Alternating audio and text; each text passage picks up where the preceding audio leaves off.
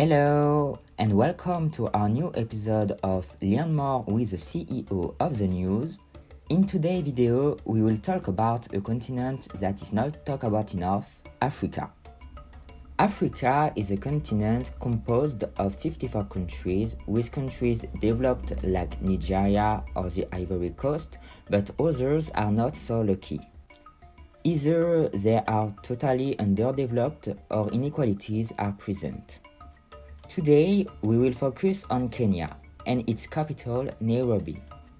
It is a country with very developed parts with business districts like the Nairobi Central, buildings like the CBK Pension Towers, tourism like visit the Nairobi National Park or visit the Kamura and Sigeria Forest. But in Nairobi, there is a hidden side, the Kibera slum. This slum is described as the biggest hovel in Africa. But first, where is Nairobi? Nairobi is Kenya's capital, located in East Africa. There are more than 54 million of the inhabitants, with 4,397 million of these inhabitants in Nairobi. Nairobi is an important economical, political, and cultural center of East Africa. Nairobi is made up of a diverse mix of cultures, languages, and ethnicities, making it a vibrant and multicultural city. As I said before, we know that Nairobi is not such a perfect city. The Nairobi slum is one of the most famous and largest in Africa. It is located in the eastern part of the city, close to the downtown. It is called Kibera and covers a considerable area. Hundreds of thousands of residents live there in often precarious living conditions. How Kibera slum appeared? The Kibera slum began to emerge in the 20th century, when Nairobi was under the control of the British authorities. At this time, urbanization was on the rise, because many migrants looking for work in the capital had to settle in cheap areas. Over the time, Kibera has grown due to an extremely fast population growth, a lack of land control, and lack of access to clean water, health care, and more. How are shanty towns created? The inhabitants take makeshift materials such as sheets of metal, pieces of wood, plastic sheetings, and try to make a semblance of a house for shelter.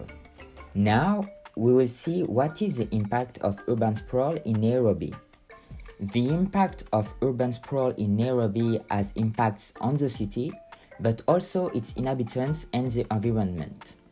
First of all, concerning infrastructure and services. Nairobi's urban sprawl is one of the largest in Africa. So, this means a lot of roads, public transports, schools, and hospitals.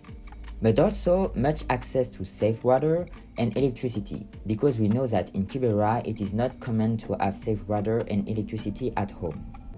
Today, there are not enough local authorities to provide access to all its needs. Next, this urban sprawl is often carried out on green spaces and therefore results in a loss of agricultural land. This, therefore, has an impact on food security, biodiversity, and air quality, and the maintenance of local ecosystems. Afterwards, this urban sprawl accentuates the socio-economical inequalities in access to services, jobs opportunities, and of course, the houses. And unsurprisingly, the population the most affected are those who living in slums.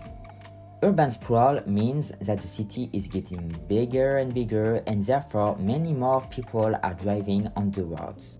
Traffic problems are created, journeys are longer, and this creates more pollution. According to a Brookings study, jobs are not accessible within less than an hour of public travel. And finally, urban sprawl degrades the environment, notably with deforestation, deterioration of water resources, and others. We can see on the website earthobservatory.nasa.gov that Nairobi in January 1986 versus in January 2016, 30 years of difference, Unsurprisingly, Nairobi has become much less green with a lot of urbanization. To end this episode, Kibera is famous for its population density, rudimentary infrastructure, and socio-economical challenges, but also for the resilience and vitality of its community. This city is doing its best trying to put in place urban planning policies and initiatives to promote more balanced development of the city. It's not just negative, solutions are being put in place to help people and maybe one day have a real roof over their heads. Thanks for watching, see you in the next episode, goodbye!